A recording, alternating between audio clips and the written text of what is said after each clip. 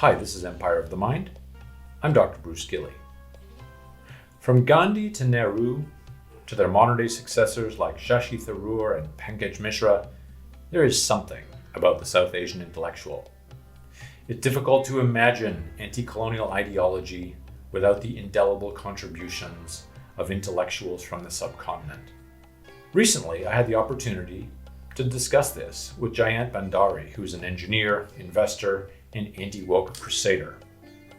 Dr. Bhandari, welcome to Empire of the Mind. Thanks for having me, Bruce. It's always puzzled me why, as the joke says, India's biggest export to the West was anti-colonial intellectuals. I'm interested also then in how that kind of survives, persists, even regenerates itself when South Asian intellectuals come to the West. I arrived in the United Kingdom when I was 26 years old. And it took me about a year to realize that people in the West, people in the UK were speaking the truth for the sake of speaking the truth. Now, this is something which was completely alien to me. And I discovered that people could speak truth for the sake of speaking the truth. Now, the society I came from does not speak the truth at all. It speaks what is expedient and what works at any moment of time. Now, the second problem is that Western people are very self-critical because they are always in an exploration mode. If you want to criticize them about Afghanistan, or if you want to criticize them about colonization, they are eager to hear the reasons and they want to criticize themselves. We don't have the culture of self-criticism. We never ever self-criticize ourselves. And as I said initially, because our foundations are not based on truth and moral consciousness, which means that whatever works for us, if I can look better than you, then I will do everything to make myself look better than you, irrespective of what the facts are. A lot of these intellectuals from South Asia have their origins in upper caste or high caste groups. One of my theories is that the problem of the South Asian intellectual is essentially a problem of a loss of amour propre as a result of the fact that the poor of India preferred the British to their traditional caste overlords. And the Brahmins have never gotten over that. I mean, they've never really forgiven India's poor people for saying, we'd rather have the British rule us than the Hindu upper castes. And that kind of triggered this kind of tidal wave of resentment among South Asian upper caste intellectuals, which helps to explain why they have this kind of almost uniformly, anti-Western, anti-capitalist, anti-colonial attitude.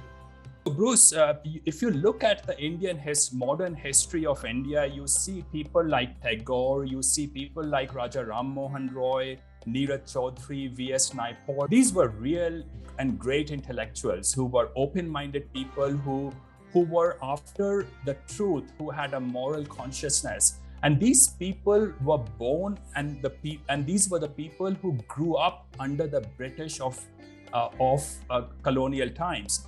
British provided an institutional structure for people to develop moral consciousness, to develop fairness, and to develop a search for truth within themselves. And as time has gone by since the departure of the British from India, the institutions have fallen away. Shashi Tharoor kind of reviving this idea that there's this great burden on India, right, that it labors under, and that this was a glorious civilization, eternally damaged by the British. I mean, what does this do to a nation if its leading intellectuals conceive of themselves as eternal victims of Colonel Blimp? Well, politically, it's very easy because a lot of people want not to be held responsible for their backwardness. And what Shashi is doing is that he wants to make Indians feel that they would have been so much richer than the British were had the British never taken the assumed money from India. Today, a generation of Indians more confident about our place in the world are questioning why there hasn't been more widespread condemnation of the dark chapters in our colonial history. If I want to create a heart murmur for a South Asian intellectual, all I need to say to them is Winston Churchill. Well, I am a huge fan of Winston Churchill, and for the very fact that he was able to predict what was going to happen to India.